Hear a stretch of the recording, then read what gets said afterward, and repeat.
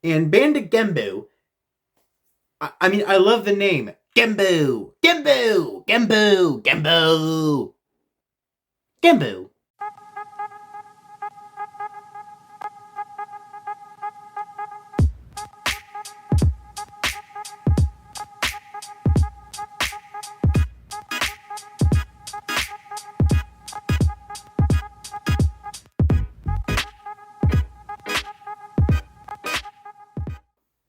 What up, everyone? It's your boy Floz and G back with another episode of Tear Up. This one, a lot of people I know have definitely been waiting for this one.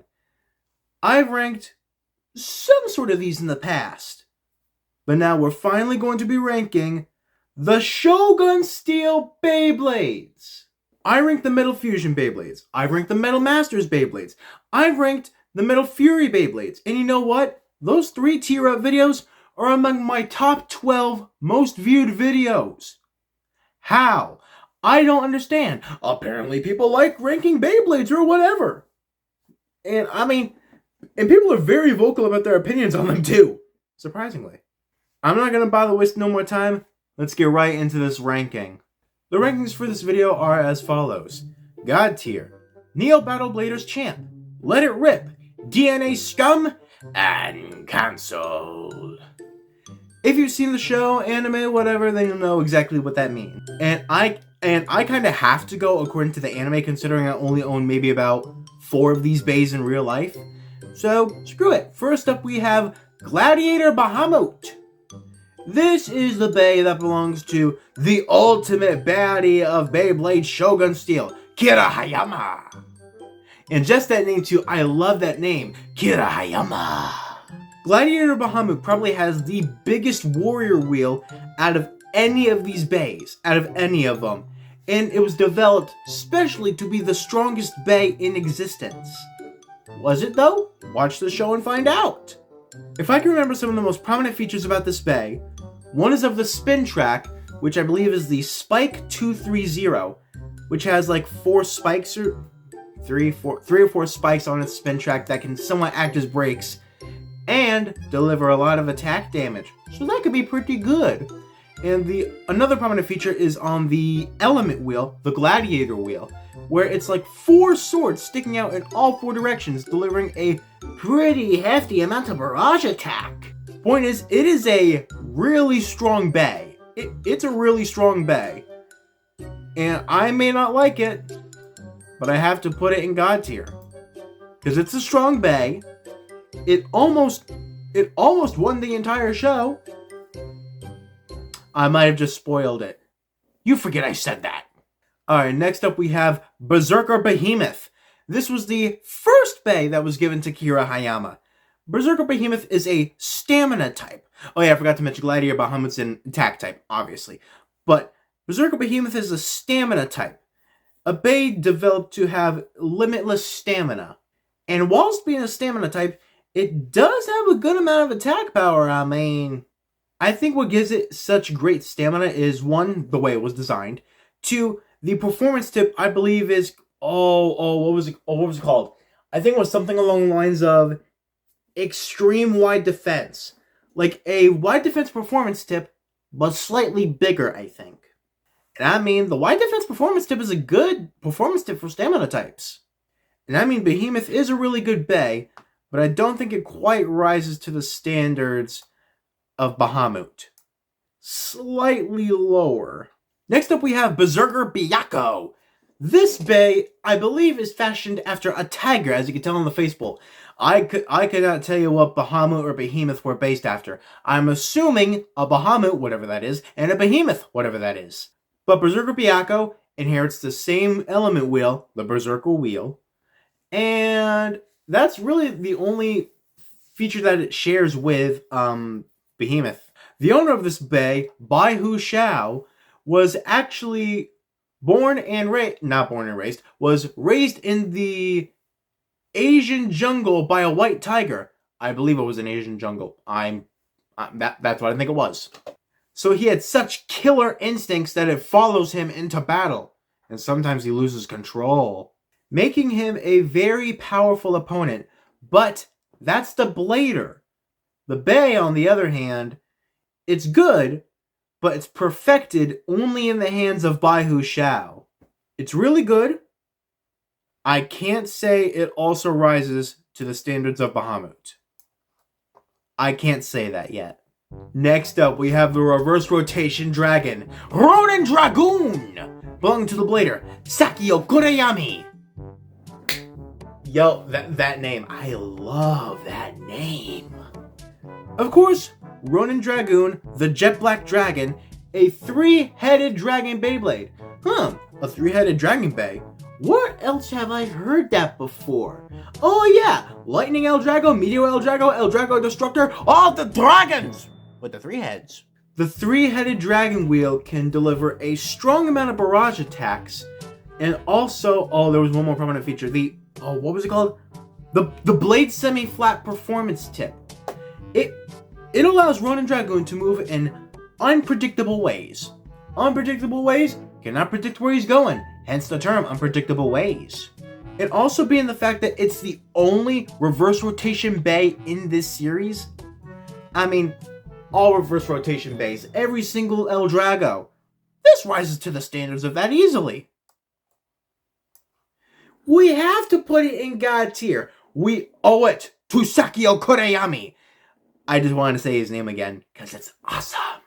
Next up, we have another attack type Bey called Archer Gargoyle. Archer Gargoyle.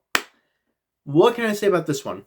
Not exactly the strongest element wheel or warrior wheel. I will say its most prominent feature is in its spin track. I believe it's called the Switch Attack 165. That sounds right. I don't really know how to describe this spin track other than you can flip part of it upside down to deliver a lot more attack power, because I believe when it's on normally, that increases its defensive stat, whereas if it were turned upside down, it can deliver a hefty amount of damage. I mean, the only downside is that in this show, Archer Gargoyle never won a battle. Never won a single battle. However, this is one of the Beys I own in real life. And, it performs just as good as in the show, which is not that bad.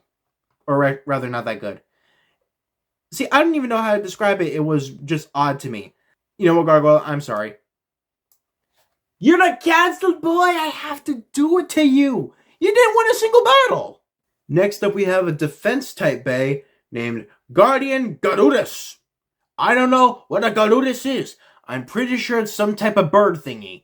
Upon first glance, this Bey is just like any average defense type, but I believe the most prominent feature is the point flat performance tip, where once attacked, it can ricochet, not exactly ricochet, it can rebound and drive back even further as a counterattack.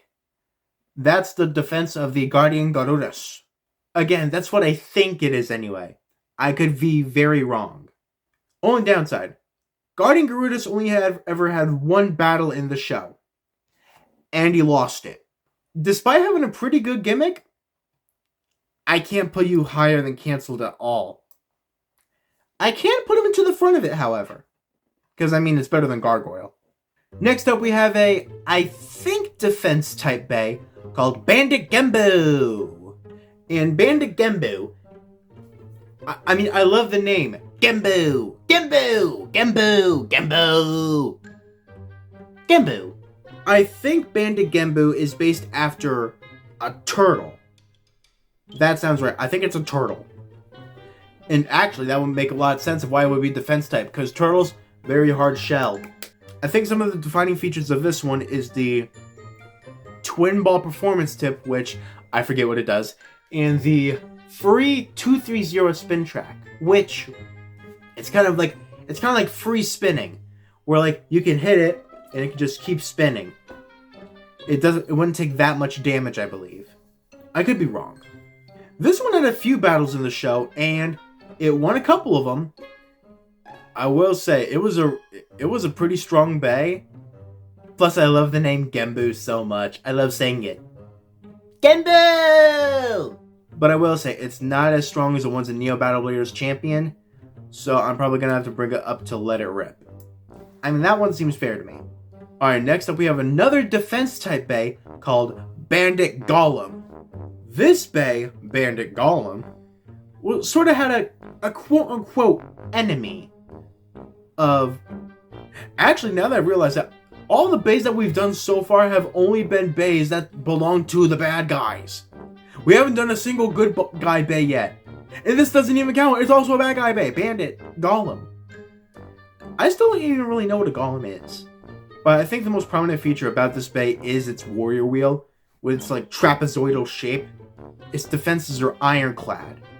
I don't know what that means. I just hear words and I repeat them. The amount of battles that this Bey's been in, I think it's won a good few of them as well. But ultimately, the defenses are strong until they don't have the stamina to support them anymore. I mean, I might even put it on par with some of the Neo Battle Bladers Champ Beys, but I think instead, I'm going to put it at the very beginning of Let It Rip. And we'll leave it there. Alright, next up we finally have one of the Beys belonging to one of the good guys anyway. We have Archer Griffin. Archer Griffin is a balanced type Beyblade, which I think one of the most prominent features is in the element wheel. I think there's a small little hole in it, which can also allow for like irregular attack patterns and unpredictable movements, kind of like Ronin Dragoon. And obviously Archer Griffin, modeled after a griffin. This Bey is not one that I own in real life, so I wouldn't really know or have much to say on it. I think it's pretty good, not on par with the Neo Battle Bladers Champ though. I'll leave it at Let It Rip. Next up, we have the Attack Beyblade, also belonging to the main protagonist, Samurai Ifrit, belonging to the protagonist Zero Kuragane. And he was actually given his Beyblade by the legendary Beyblader Jinga Hagane. You would think it would be some form of Pegasus, but no. It's Samurai Ifrit. And I believe Ifrit is a word for demon in some language that I forget. And I think the main attack pattern of this Bey is to constantly spin around the stadium, dragging their opponent up to them and delivering a devastating attack called the special move, Ifrit Burning Uppercut. I'm a fucking weeb and a half. Samurai Ifrit's pretty good. At the beginning of God tier good, I mean. Next up we have an, I believe, defense type called Pirate Kraken. Kraken, I mean, it's based off of Kraken. Most prominent feature, I believe, is the Armored 230 spin track, which is really tall and heavily guarded, so probably not the best against an attack type. Oh, no, wait. No, correction. It is the best against an attack type. Attack types don't fare a good chance against it. That's what I mean. I think this Bey had a couple battles in the show. Both times lost. Both times got their Bey flung into the water. And their Beyblader, Kakira again, had to dive into the water after it. So, yeah. It didn't fare too well. But the amount of defensive power it has is pretty good. It's worthy of DNA scum, despite the fact that it wasn't even in DNA. If you don't know what DNA is, watch the damn show. Alright, next up we have another good guy defense type Bey named Guardian Leviathan. I think Guardian Leviathan's main defensive power comes from its warrior wheel, which is pretty thick, kind of like a tall wall. Other than that, there really isn't that much defensive power about this Bey. There are definitely stronger Beys than it, there are definitely weaker Beys than it, but it's not one that I would necessarily choose. I might have to leave it there, I'm afraid. Alright, next up we have a good guy stamina type Bey, Pirate Orochi. Orochi, I believe, is based after a snake. And pirate? Well, that's kind of self-explanatory. I can't exactly think about any prominent features about Pirate Orochi, other than it's got good stamina. Otherwise, it doesn't really stick out that much to me. I'm afraid I might have to leave it down there. I'm sorry. It's your own fault for not being that good. And remember earlier how I said Zero Kuragane should have gotten some sort of Pegasus from Jinga?